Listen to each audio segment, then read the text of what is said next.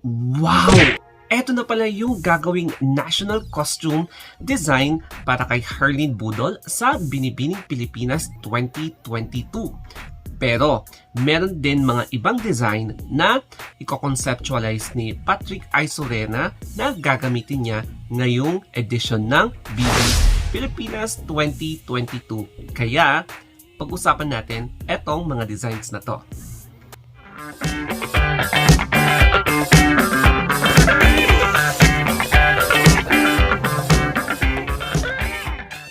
Isa sa importanteng portion ng Binibining Pilipinas pageant is yung pagdi-display ng mga national costumes ng mga candidates. So, it really represents the culture, yung fabric, yung textile ng mga different parts of the Philippines na sina-showcase nila sa Binibining Pilipinas.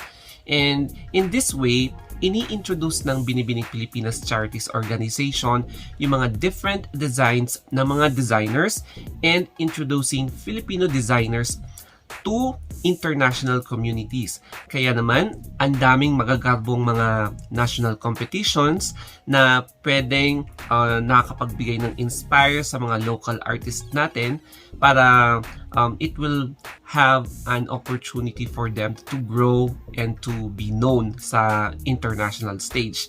So, in this video, i-discuss natin yung possible national costumes ni Herlin Nicole Budol. So, siya po ay officially number 8 sa Binibining Pilipinas 2022. And ayun nga, na-confirmed na si Patrick Isorena ang official designer ni Herlin Budol. So, ayan yung proof. And nagkausap sila ng manager ni Herlin Budol para isaayos lahat yung preparation para sa kanyang pagsusuot ng national costume. And merong mga iba't ibang glimpse kung ano yung parang magiging idea or magiging design ng official national costume ni Herlin Budol.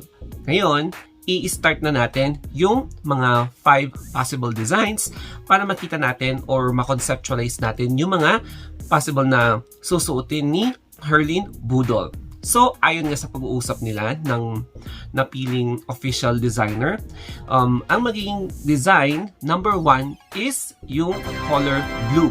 So, may ipinakita siyang teaser na pwedeng possible na magiging design ni Herlin Budol. So, in this pictures, parang mga ang magiging eksena is magkakaroon ng headdress si Herlin Budol, tapos yung sa body part niya is kumbaga ang daming design na color blue ang theme. So ayan yung magiging eksena niya sa stage, and expect her to wear a certain national costume na hindi yung simpleng design lang, hindi yung pabebeng design. So there is an extravagant na design na magpapasabog talaga sa stage. And as you can see, very detailed. Kahit na teaser pa lang siya, very detailed yung pagkakadesign. Each part, meron siyang mga details na nakikita mo na kumikinang. Tapos parang yung conceptual na design is may pagka-sari manok, may pagka yung parang merong connection sa cultures ng Philippines. Tapos parang alam niyo yung Maharlikan style na mga warrior style. Tapos ang daming mga fringes. Correct me na lang if I'm wrong. So ganun yung magiging eksena ng style if eto nga yung gagamitin ng Herlin Budol. So parang teaser pa lang, pwede naman yan magbago. Yun yung usually na nangyayari sa ibang design. May mga teaser, pero iba pala yung parang mambubulag sa'yo sa actual na national competition. Ang pangalawa naman is yung hipon-inspired national costume. So, ayan yung magiging eksena, number 2 possibility na pwedeng gamitin ni Herlin Budol. So, makikita nyo talaga na kinonceptualize yung literal na pagiging hipon girl. So, yun nga, kasi nga nung unang sinabak siya bilang isa sa mga host ni Wawa Will, ni Kuya Will, isa siya sa mga tinaguriang hipon girl. So, hipon girl meaning ang ganda ng katawan pero hindi daw sa face. Pero nung nag-transform si Herlin Budol, wow, ang ganda. Lumabas talaga yung tunay na ganda niya. So, ayan yung magiging costume niya, if ever yan. So, I believe there will be a possibility na i-connect ni Patrick Isorena yung kanyang design sa pagiging hipon girl. So, expect na yung blue na yon, tapos yung shrimps na parang idadagdag. So, parang magkakaroon ng shrimp sa likod or mga ganon. So, malalaman nyo na there is something like that na parang pwede na maging connected sa kanyang official national costume. And makikita nyo yung creativity ni Patrick Isorena na kung saan there is a, alam mo yun, yung very unique and kakaiba na design na magpapasabog talaga sa stage na ibang-iba sa mga traditional national costume ng Pilipinas. Dumako naman tayo sa previous na dinesign ni Patrick Isorena wherein he also designed yung national costume ni Maureen Montaigne sa kanyang patimpalak sa Miss Globe. So, siya po yung nanalo and yan po yung kanyang national costume. Tapos, makikita nyo na ang concept is more on floral.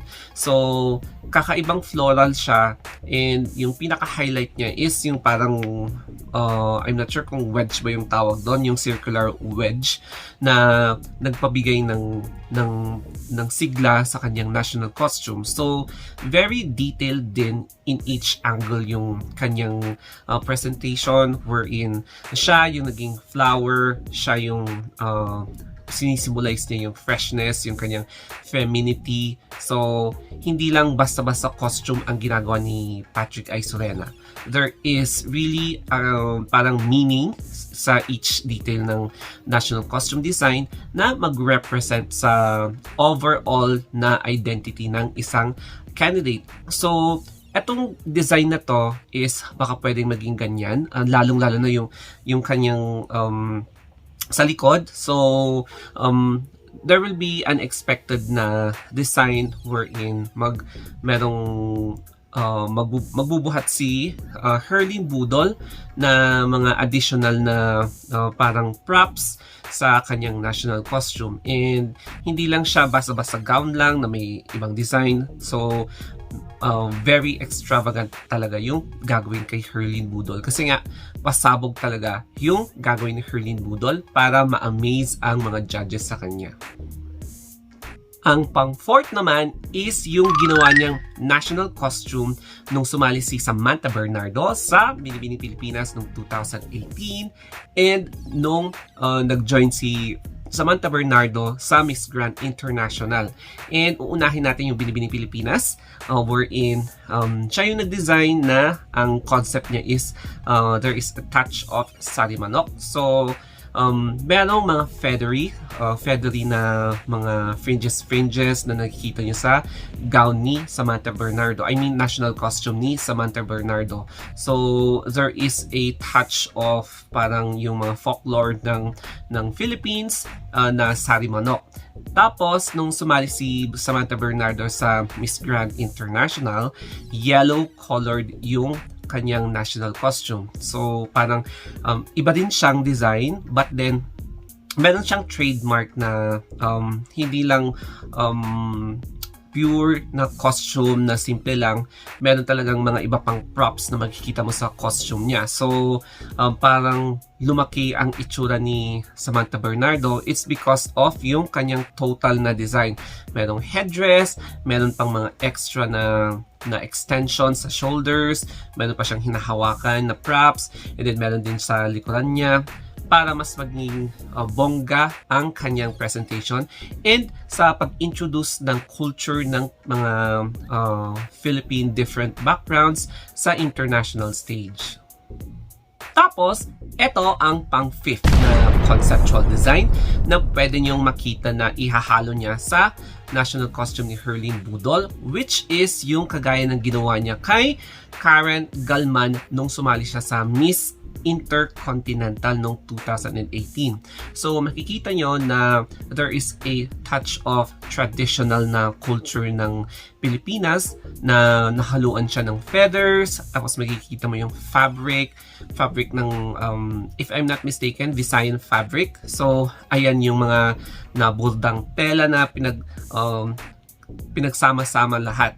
So magiging importante yung mga iba pang props na kung saan it represents yung different flavors ng kultura ng Pilipinas. So makikita mo talaga na kakaiba, it's unique, and there is parang interesting story behind that national costume na ginawa niya kay Karen Galman. So nakaka-inspire din talaga yung mga designs niya kasi alam mong kakaiba, it's out of the box yung mga designs. Tapos kapag titignan mo each part ng national costume there is yung intricate na details that symbolizes different na mga beliefs, cultures, tsaka practices ng mga Pilipino. So, ganyan kabongga yung kanyang pagde-designs sa mga iba pang mga candidates aside from Herlin Budol. So, as a recap sa mga sinabi ko, eto na yung mga possible na designs na gagawin ni Patrick Isorena para kay Herlin Budol para sa kanyang national costume. So, ayan yung number 1, yung teaser niya, yung blue na colored na design. Number 2 is yung hipon-inspired na national costume na nagsisimbolize talaga sa pagkahipon ni Herlin Budol. Yung number 3 is yung floral design na ginawa niya kay Maureen Montaigne.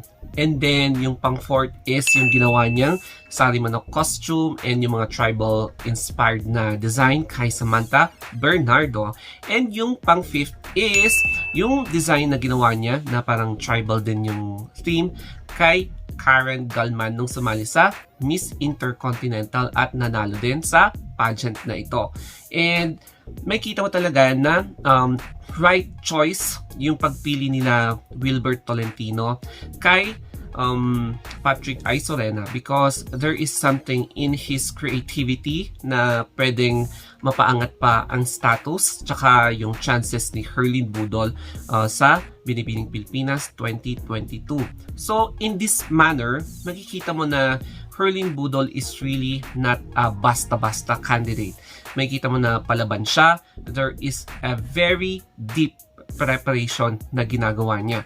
And hindi lang siya yung candidate na basta na lang sumasali to gain experience. Hindi. Kasi sumali siya na nagkaroon pa siya ng training. Sumali siya sa kagandahang florist.